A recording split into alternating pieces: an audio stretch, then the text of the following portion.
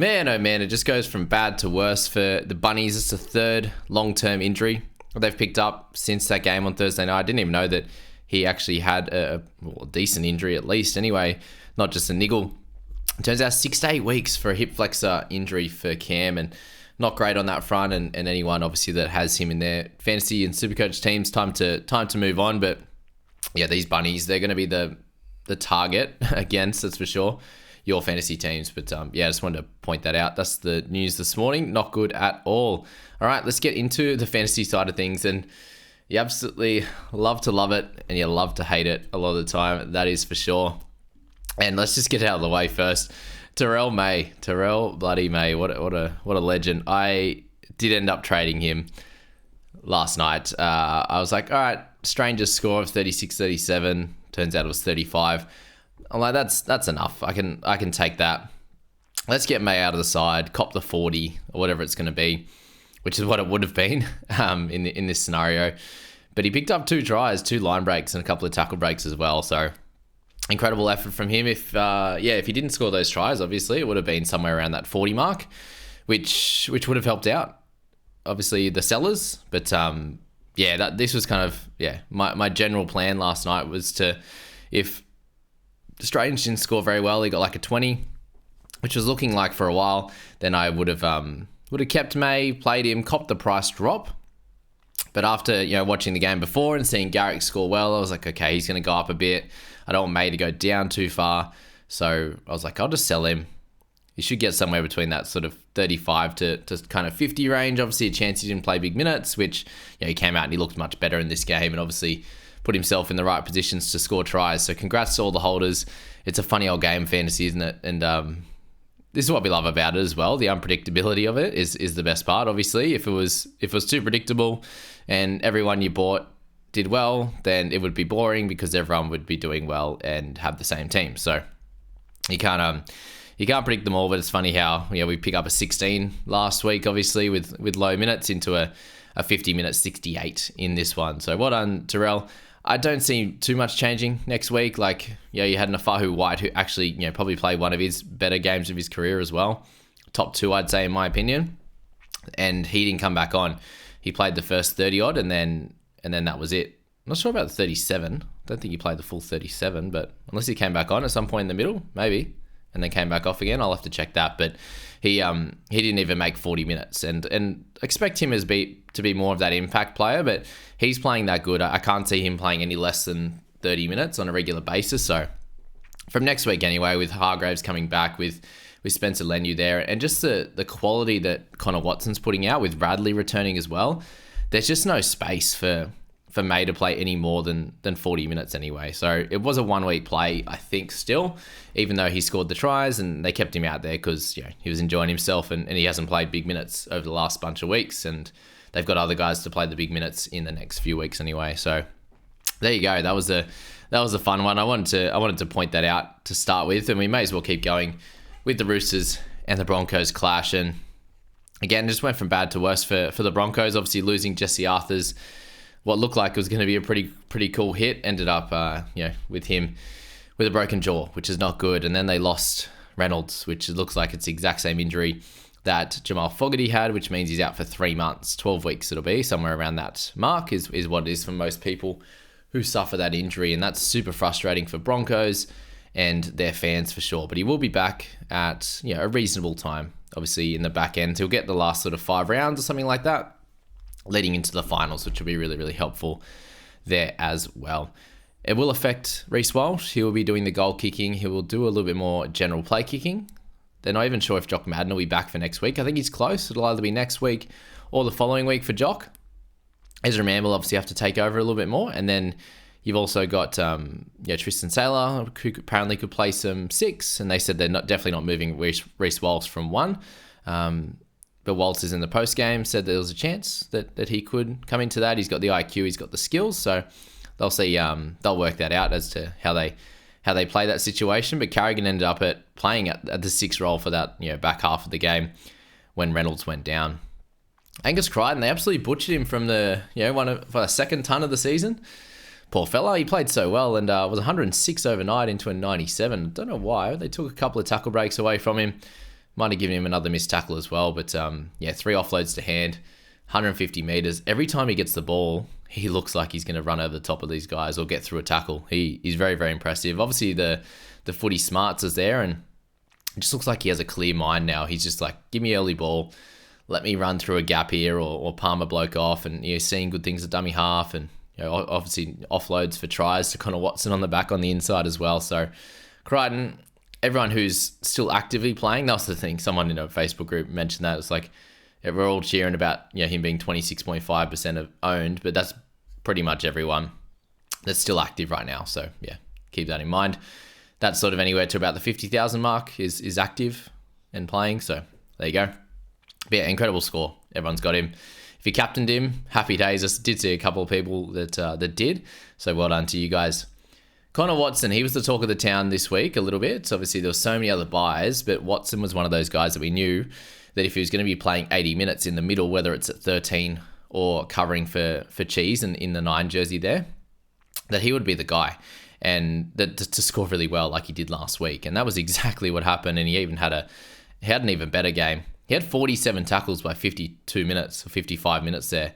Yeah, 52 actually. And then nothing really happened for a little bit. And then they were just on the absolute attacking rampage from there, which obviously helped his score out even more. The big thing with him is obviously with Radley not returning this week, it was like, we don't know where Watson's going to play. Because if Radley comes on and starts at 13, Watson will be on the bench, right? They're not going to play him on the edge. He would start off the bench and he's likely to be a 50-minute guy. And in a 50-minute role, we have seen that obviously at times throughout his career. It's still decent, but to pay $5.90 for a guy that you're going to get a good score out of this week, sweet. I thought it might have been about a 60, 65, somewhere there. If he played the full 80, like he got 72 last week, but he looked incredible and he looked absolutely amazing again. And Robbo in the post game was like, yeah, he's just an Energizer bunny, that's for sure. So if he was allowed to, they'd just let him go the whole game, which is so good to see because he's been marred by injuries his whole career as well. And he's always been such a talented footy player. And this is the best. These 2 games here, by far the best of his career. Not even close. To get him in this system, it looks like he's learnt a lot over the last few years, even though he hasn't played a lot. And he's absolutely showing it now. And it's going to be very hard to keep him out of a 13/9 role going forward because, he played, 58 minutes or whatever it was, however long Cheese was off in 9, and he dominated again. Like, running the footy, picking the right times to run, getting out from dummy half, doing good things there. Obviously got the try assist, got the try in there, got the couple of line break assists later on in the game. He got 1 there, so and tackling well, and he's missing 1 tackle out of 54. It's absolutely spectacular. So good stuff to Watson, and we do need to see next week. And if next week we see Radley go to the edge and Watson is the 13, then you can buy. If you bought this week, incredible work. You'll see in my head-to-head Supercoach team, I sneakily ended up buying him, so that worked out well. That's going to be a fun score in the head-to-head team this week, which I'll show you in a second where it's at right now. Vice captain Crichton in Supercoach too. So there you go. Tedesco 70. Very, very good score. Welcome back to him. And he's got under 600k at 570 and then just comes out with a dominant performance like this. And you obviously need to have a look at the next few weeks as well. Does Teddy make Origin? Like if Teddy doesn't make Origin and you've got him in your team or you buy him next week, then it's an absolute gold mine there. But that's the worry because if he plays Origin, you're selling him round 13 because he's out 13, 14, 16, 19, potential restings as well. Especially when they have guys like Manu who can play at the fullback. They've got, Suoli'i. They've got all these types of guys that can come out and do a good job. And they'll eventually have Billy Smith coming back. And yeah, there's plenty of guys that can do that great job. So Teddy 70, take the score. Awesome work. A little bit sad for guys that were looking to maybe grab him next week. But that's what happened last week with Sam Walker as well. So there you go. Spoke about Terrell. Very happy for him as well. Like obviously I'm a lover of him. And yeah, I'm glad I caught him a bit at the start of the season, but couldn't catch him in this one. Oh well. Congrats to all owners and holders. Joey Manu, I did hold him in Supercoach and played him, so yeah, we'll take that at least. Manu, 59 for him. He did go down actually. He was 65 overnight. Okay, so that dropped down to 6 points. 6 tackle breaks, 3 offloads. He's so hard to tackle, man. He just ducks under things and gets an offload out, or he looks like he's like held in the tackle. They're about to say held, and it just goes pop, pops out. So, yeah, Manu, terrific work from him as always there. He looks better, way better this year than last year. His games at 6 where he did look a little bit all at sea, but even his passing games improved this year as well. So congrats to Manu and his efforts. Payne Haas ended up getting through the 60 minutes, which was big for him. 56 points, and he's going to be a very interesting player. Obviously, it's going to be post-Origin. That's the big thing for Payne. But if we can get him anywhere near, if he stays up near 900, I think it's going to be harder for people to select him. If he's closer to 800, he'll be a lot higher owned. So that's probably the thing to look at and follow with Payne Haas. Carrigan was always going to be playing 80 after they had the injuries in this one. Wasn't his best game, to be honest with you. It did look to be worse, to be fair. He ended up just with the one missed tackle, but I think they gave him a few more of those bits and pieces at the start. But he was like 5 in 17 minutes or something, 5 in 20 or something like that, 6 in 20, something like that. So really slow to start, but you know that Carrigan, if he's going to be playing a full 80 minutes, he's going to be getting good scores. And he's obviously one, I think, with injuries to Murray, like a lot of the mids are doing decent, but him at 854, it's a little bit awkward getting in mid 50 scores from him, but he's likely to be a hold over the next few weeks. So 28 tackles, it feels really low, but there was just so many points in this game as well. Like you go 58 points again, it's going to be hard to get a lot of tackles, I suppose, there in that one. Speaking of tackle monsters, Nat Butcher, another 41. So he's well above the rest of the pack, and it's really just him and Watson carrying the team in terms of tackles on that front. Crichton, that was probably his low part of the game, 28 for 3 misses. But again, they had the ball so much that it wasn't going to be a tackling type of game for him. Yeah, Butcher, if you end up with him, 50, cool. We'll see what happens next week. He didn't stand out, but he was fine. He was fine in this game. Dom Young, 46. Another decent game for him. Didn't smash anyone in the head this time, so that's good. But a try assist, that offload back on the inside of Manu was spectacular. So good stuff to Dom. Fairly cheap, and if they continue to play like this, he will have good games. But I don't know, I feel like there's other guys, I think you're just targeting Manu rather than obviously spending up to get Manu, that's for sure. But he's a dual position guy, especially from with Manu. I think from if you're not getting him for round 13, round 15 there, when let's just say Karaz is out, if you're an owner of Karaz, could be the perfect time to spend up that extra cash to get to Manu, because then he only misses round 19 from there in that bye period, which is cool. Ezra Mam, 46. He's had a much improved season. The last sort of month or so, he's been much better, but 67 minutes for him. He did have that head knock, so he ended up coming back on, which was good. But 46 for him in that front. Hopefully he's okay, all good for next week, and he's going to need to steer this ship around, that's for sure. 46 for him is very, very good. Stags and Swilly, 39 each, both having solid games overall. Swilly did have 4 errors in this one, though. Obviously, the jump, the pat backs and all that kind of stuff kind of adds to it.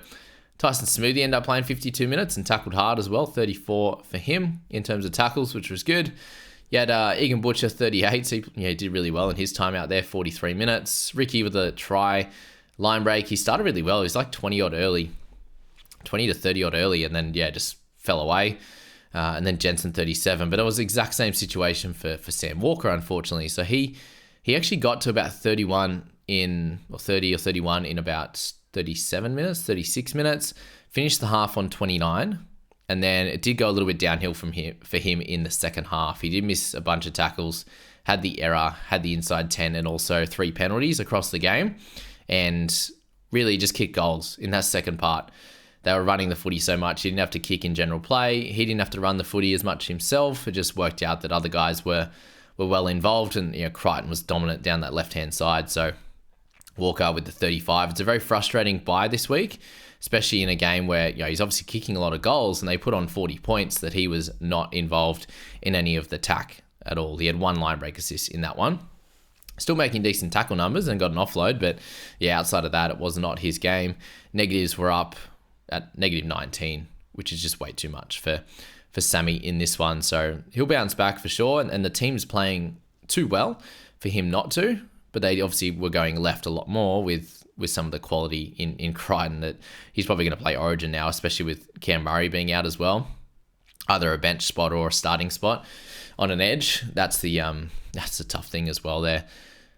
I think it probably would be bench. You'd imagine Olakwatu and Liam Martin would be the guys in the starting side, but he's playing so well. And if he continues that over the next 3 weeks, something of similar ilk, then he'll be in that side for sure, which is frustrating, but it's the things we have to deal with in fantasy. We can't miss out on these points. There's no point not having him. It's just preparing for that extra number is going to be really, really helpful.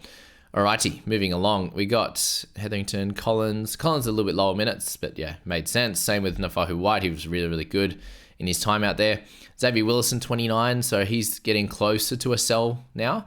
He's done his job now, may do 182k or 100k or something whenever you bought him, and he's doing good. Reece Walsh, this was a frustrating one for owners, that's for sure.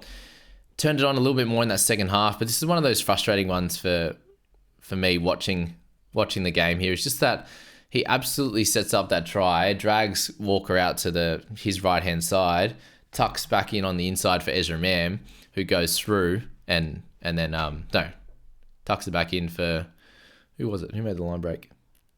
Katoni Staggs, I think it was, and then gets it back to Mam, who goes in and scores, and Walsh gets 2 points for that. It's really tough. That's a really tough pill to swallow. When you can throw a real junk offload and get double that, it seems pretty tough, because that was a spectacular play, and he pulls these off regularly, but yeah, to get 2 points only for that, it's tough. Luke Keary, 25 here. Brendan Pikura, guys, 21. So he's a very frustrating fantasy player to watch, and that was obviously a little bit helpful for me. Because Strange did all right. Look, if he got 20, I would have been likely keeping Terrell. But if I didn't keep Terrell, and I would have been playing Pikura if he's 21. So yeah, I'll take the 35 and move on, that's for sure, because I end up leaving Pikura in number 6, Strange in number 5. Anyway, 3 missed tackles for him. Actually, they took a couple away, which was good. I think they were at 5 last night, and he was at 18 or something like that. 4 or 5. Anyway, 17 tackles, just not enough, man. They went left a lot, Roosters, which is not to him, but this is 2 weeks in a row now. He's made under 20 tackles and missed a bunch. And then he's got a couple of errors in there as well. On the ground was the most part, got diving for loose ball and stuff, but then 88 meters. So there will be games, right? This is the only thing I'm thinking of here is the next 3 games are much easier for the Broncos. And I do think he's going to get some attacking stats. He'll have games where he gets offloads and tackle breaks, and he will score fairly well. But to hold him this long and for him to perform this way, it's not good enough. And as I said, it will be better. He's working back to some fitness. He got the 75 minutes, even with the guys around him going down. He will be better for this, and I'm likely to loop him next week because I think that he can score better, but he's not a great fantasy watch. The missed tackles is just the killer, and the lack of tackles for sure. For him, Siwa Wong, 19 and 29. Walters, 19 and 64, pretty gross. Reynolds is 17, obviously not great. 46 minutes for him. He's a sell now. Obviously, Brandon Smith, 17 and 22. Yeah, not an important cog in this team, to be honest with you. That's how Robbo sees it. Yes, he's carrying an injury. They did not need to play him in this one, but he's 50 odd 1 week, and then he has a little bit of a calf complaint. Off you go, take your rest. We don't really need you to come back on, and completely fair because he has a slight injury and they're winning.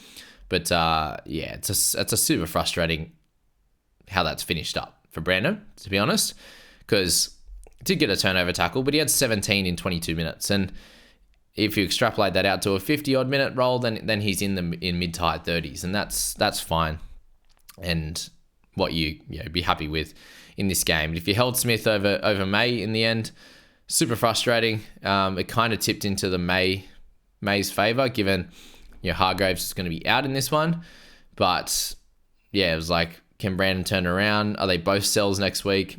If you sold both of them, I think you're still happy that you did. If you just sold May over Smith, then you're super frustrated. If you went the other way and held May and sold Smith, then great too. But yeah, that's that at the moment. Arthur's obviously a sell as well, and then Dean Mariner 8 in 70 minutes with his sin bin. So a shocker on that front, that's for sure. So a very relevant game that one was. And then we'll turn our attentions to the Eagles and the Raiders there, who, yeah, what a comeback from the Raiders. A massive win. Very, very impressive, that's for sure. Led by Elliot Whitehead, who had a fairly tough start to the game, was just trying a little bit too much, was obviously in the right position, but passes didn't go directly to him and a few things like that. And then he absolutely put this team on his back and showed, the effort that he was willing to go to just be there and win and try and win this game was massive. And he said in the post game, he's like, I wasn't meant to be going 80, that's for sure. But the way the game played out, he kind of had to go that extra distance for sure. But he was great with that 72. Very, very impressive work. Speaking of impressive, Ruben Garrick, look, it could have got so much worse, to be honest. Like at halftime, Garrick was on, I think, mid-30s, and then straight after halftime, he scored that untouched try. Like, this is pretty hilarious, right? He got 2 line break tries and was untouched. He had no tackle breaks in that as well, in that at all.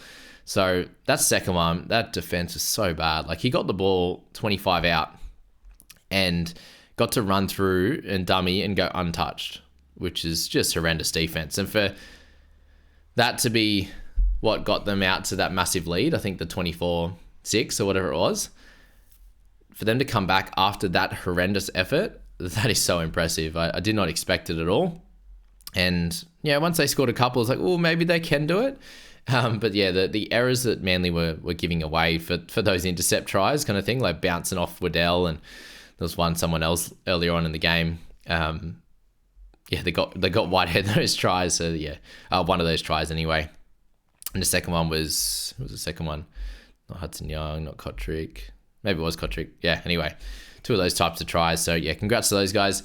Garrick 63, clearly a bye next week. They do have an easier matchup again. That's like where there's going to be points scored next week, and then it does get a little bit harder. So he's one of those guys that I think, obviously this week was the week to buy, and I very much hope me going for Bateman instead is going to be a good call. But yeah, a double is never going to be great as a non-owner. So congrats to those that did buy. Get the 63 was really good. But as I said, it could have got a lot worse. Like Turbo was kind of 50 in 50 odd minutes. Garrick was 50 odd as well in the 50 odd minutes. And yeah, that last 20 odd was nothing. Obviously, it was all Raiders on that standpoint. So as a non-Garrick Turbo owner, that was solid for me. And if you're owners of them, you're happy, very happy with the outcome overall. Obviously, you'd like a few more, I think, from Tommy, and we'll speak about him in a sec. But KO Weeks comes up on the agenda now, and kicking goals as well. So he's officially taken the Fogarty role, and probably obviously has a little bit better of a running game. And to start this game, it was a very frantic, it was a bit all over the shop. Things weren't working well at all for him and the team.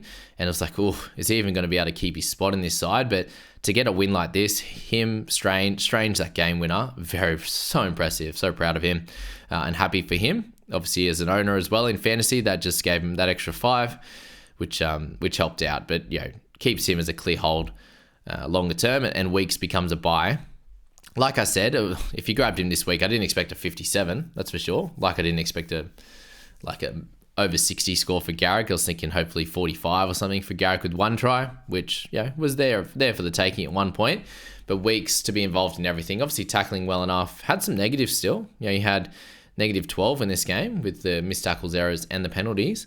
To still get 57, obviously with the try in there, a try assist off the kick. That worked out really well for him. Big run meters, big kick meters. He is a buy in round 11. Perfect cover for half and wing fullback in that week in round 13 as well. So probably I don't think you have to stress too much about wing fullback and half now, just with that type of situation. It's probably just going to be the midsection again that we need to really think about.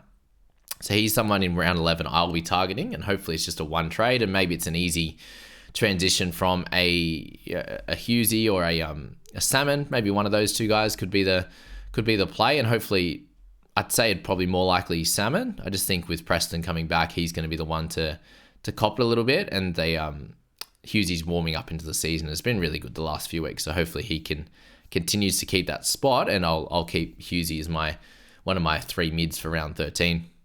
But yeah, Weeks is definitely a buy in round 11 if things stay exactly the same. And look, I think they will. I think they will. They won the game. There's no reason they would change now, but it is Ricky Stewart. DCE 52 picked up a try and a try assist. Worked out all right, but yeah, a bad loss for them and him as captain, that's for sure. Going for that 2-point field goal at the end. Didn't work out. Turbo, yeah, so it looked like the start of this game was just he was in everything. It was going to be an absolute cricket score from him and the team, and then it just obviously fell away from there. And still, the 3 tackle breaks. He had a couple offloads in this one, a bunch of different things, obviously, which was good, but you need him to be up that 7, 8, 9 tackle breaks to get that 60 score, which is what the Edwards and these types of guys are doing at the moment, and it's not happening with Tommy. It's still fine. Hold him until Origin and go from there. Smithy's 51 for him, 72 minutes, so back up to a good little score on that one, a good minutes base, 43 tackles, no misses, which was good. At the start of the game, he was in absolutely everything on the running side, and then it just fell away, and he was just a passer or a decoy from that point. But at the start of the game, you're like, oh, he's going to be going nuts here. But he was 30-odd in 35 minutes, 31 and 35 minutes or something, and it obviously slowed down a bit. But he was good in this game. Happy with that for sure. Hudson Young, 48 in this one, got that try to finish it off. They obviously planned that one, a good run through the line from Hudson, so congrats on that. A big win, obviously. Joe Tarpany, guys, keep an eye on him. I don't know if there's any troubles there, but 25-minute stint to start, and they brought him on with 20 to go. Look, it worked out all right. He had some good runs. He helped them out, but the minutes just still aren't there at all. So keep an eye on him after this bye. Maybe he's just a straight round 13 purchase, or maybe he's a 15 as well. I don't know. He seems awkward to me. I wouldn't be rushing to get him. Just for those minutes, man. It's all over the shop. As always, though. Kotrick, 37. A pretty decent game for him, to be honest with you. Had 1 missed tackle, no errors. Good stuff. Matt Timoko, a little bit of a lower one, 35. Just hold steady if you're an owner. Don't look to buy yet. Ethan Strange, 35. Very happy with that. He's a clear hold for the next period. And similar to that with Seb Chris, he was on 30 fairly, about 60 odd minutes too, and just kind of stopped by that point. But good running. Played a little bit of fullback in this one. Alba Hopewadi, it was like play fullback in defense and sometimes in attack, and had the 4 tackles only. So yeah, defending out there as well. So there you go. It was an interesting one from Seb Chris. 30's fine. Look, you're not super excited playing the 30, but he's in there and he covers and does a job for you. Look, the Danny Levi situation. Let's go him before Tommy Talau. He was on 31, and then I was like, oh, Levi's killing it. He's tackling his heart out. Good stuff. That pass to Elliot Whitehead, they didn't give that a try assist, so they're being very clear on that exact one. That type of pass where you pass it short to the line when there's defense in front of you, they're not giving that as an assist. So it's very, very interesting. At least that was consistent. I'm very happy with that on that front. But yeah, trading him out when he's on 31, past that pass, it's like, oh, he's on 38, 52 minutes, and then you end up getting subbed straight away and lost points in updates anyway. So yeah, a bit of a shocker on that. But yeah, so they're not giving that one, but yeah, they're happy to give the Isaiah Yeo one yesterday as well. So very different interpretations.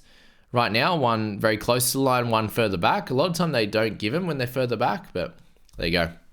That's where they're going at the moment. So at least we know what to look for and what we think is and isn't an assist going forward. Babali'i there, 24, didn't look great at one point with a half-looking, slide tackle, we'll call them, the hip drop, the slide.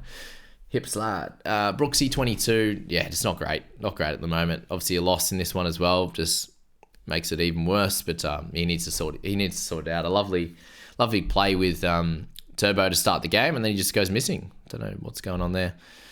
But a lot of people at Tigers would say that would be the case a lot of time as well. He needs to run the footy more. That's what he did so well at Tigers, which you thought was going to be the case here, but yeah, it's just he's just out there on the left-hand side. Corey Waddell, that's the shocker we were not hoping to get for sure. So when he plays 80, we know he averages 42, and that's been the case over the last 2 weeks, exactly, 42. And in this one, 8 missed tackles, 2 errors, so neg 20 in that one. Would have got 40 without the negatives. Obviously, tackle numbers weren't great, along with his tackle breaks, offloads, and also the run meters are 62, so that needs to sort itself out. And he's at least a hold next week, but maybe you'd be a little bit scared to play him, but it's very similar to that of P. Kura. Like, it could be anything with these two guys. It could be a 50, it could be a 60, it could be a 20 like this. So keep that in mind when you are looking to play him. It's a frustrating one. His money making dries down a bit now. It was doing well, but that hits it right in the stop button, that's for sure. You had Gula starting this one. He's doing the old Brad Arthur trick where just Papali'i keeps his number but goes back to the bench. It's funny how that works. Just allow him to be that number off the bench from team lists. It's fine. It's fine if they want their number. Let them have their number. Kohler 16, not great on that front. Sipley, only 18 minutes. That was a strange one. Not sure if did anything happen to Sipley in this one. I'm not sure. And then Xavier Savage 7 in 80 minutes. That's pretty disgusting on that front. So there you go. That's the fantasy side to the week. Let's go to the Supercoach side. And same in Supercoach. The Garrick and Turbo got to 90, 85, 90 very, very quickly. Sort of with 25, 30 minutes to go. And you're like, oh, here we go. Could be massive scores. And it wasn't. So this is a head-to-head team. I didn't get Garrick this week in that. But end up going for Val Holmes instead. So fair enough. Could have been worse, that's for sure.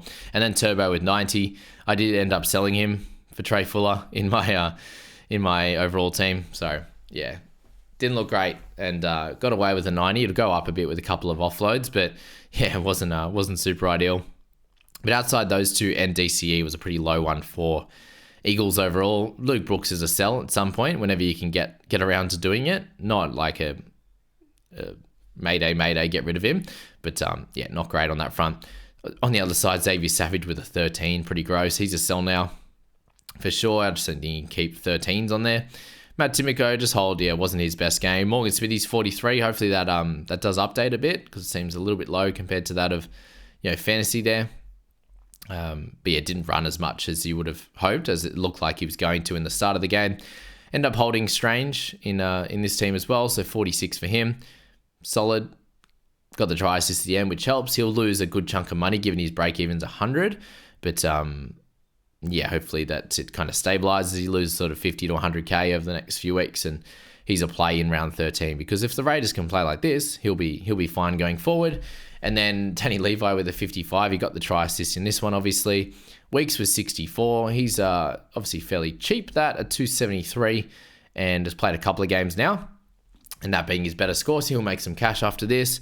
Tarpany was 54, still fine. Whitehead, the 100. Very, very impressive on that one. So let's talk of the fun one. With Tedesco ended up getting that extra point at the end. He cooked my little 3 streak. So Crichton as captain, I've looped him out. You guys got to help me decide which guy I'm going to loop in for that one. But 136 for Crichton. He had 3 offloads he needs to get turned into an extra 6 points. And they only gave him 3 tackle breaks compared to 7 for fantasy. So I do think that will go up as well. So I'm expecting a 145 to close to 150 for Crichton in Supercoach, which will be absolutely spectacular. And is a clear vice captain loop opportunity for sure. And I've already done it for Galvin right now, but let me know who, I'll show you in a sec, who do you think I should do it for. Teddy with 122, so welcome back to him. Terrell May, 119 was massive. And then I brought Connor Watson in for Joey Lussick late in the piece last night, which I was like, let's just take the punt in one of the teams. And it was the play this week for the head-to-head side. I'm projected to score about 1,500 now, which is pretty crazy. Manu was 73, Dom Young 77. Good scores for both of them. Happy with that. Walker 53 if you own. Not ideal. You take it. Brandon Smith 12. He's a sell now for sure. And then on the Broncos side, Ezra Mam, a good score there as well. Cobbo ended up being a low one for him, 17th after him, scoring well over the last few weeks. Not great. And then missing last week too. Arthur's with 5. He's a sell also. Piakura, again, you need attacking stats from him.